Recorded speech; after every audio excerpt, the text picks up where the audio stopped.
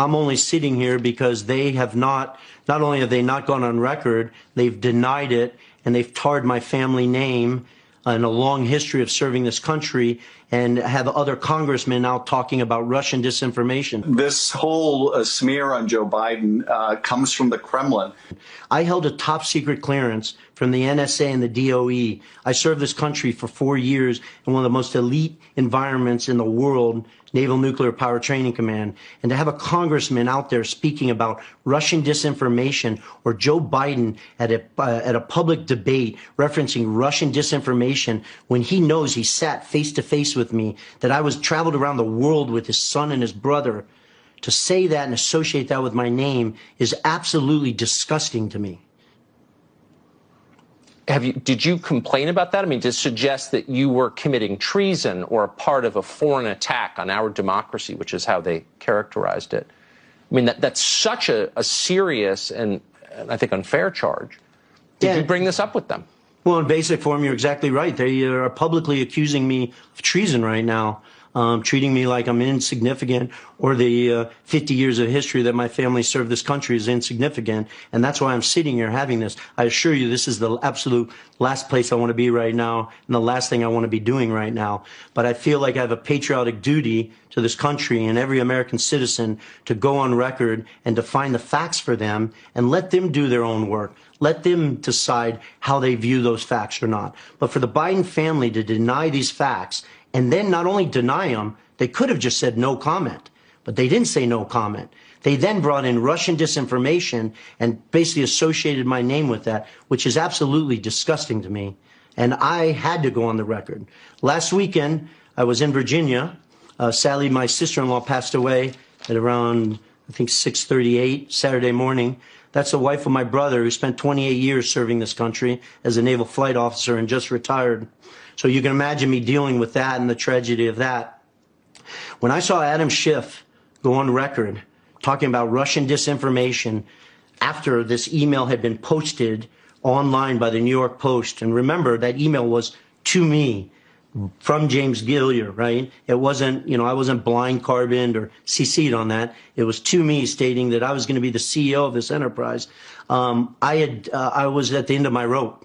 And so I called Rob Walker and I told him that if that statement isn't retracted by Congressman Schiff by midnight on Sunday, that I was going on record and I was disclosing all the facts to the American government, to the American citizen, and the world. I was hoping the Bidens would do the right thing, or Schiff would retract his statement, but I could not allow another minute, another hour, or a day for my family's name to be associated or muddied up around Russian disinformation. So even as I sit here today, I would ask the Biden family to come on record and stop using my name or associating it with Russian disinformation. It's absolutely disgusting. So this is Rob Walker, the representative of the Biden family. I believe his wife worked for the Biden family, apparently. So you said this to him. I won't go public. I just want them to retract the accusation that I'm an instrument of Russian disinformation. What did he say? That's correct.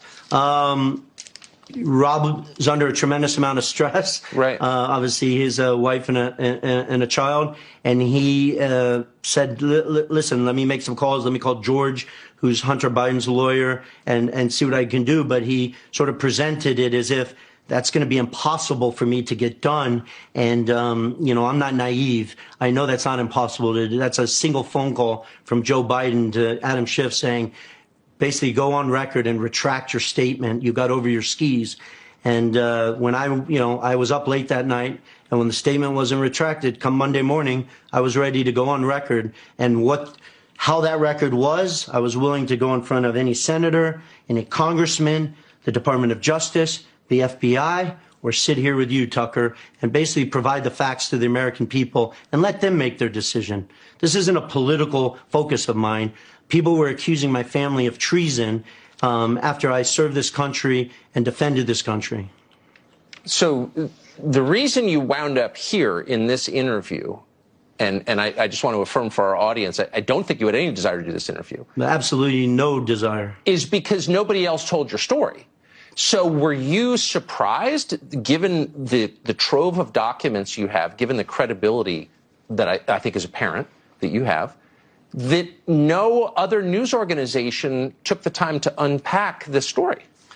Surprised is probably an understatement of the year. Shocked, because it would be different if this was my word against Jim Biden, Hunter Biden, and Joe Biden. Right. That would be a very slippery slope, not something I would take the personal and family risk on it.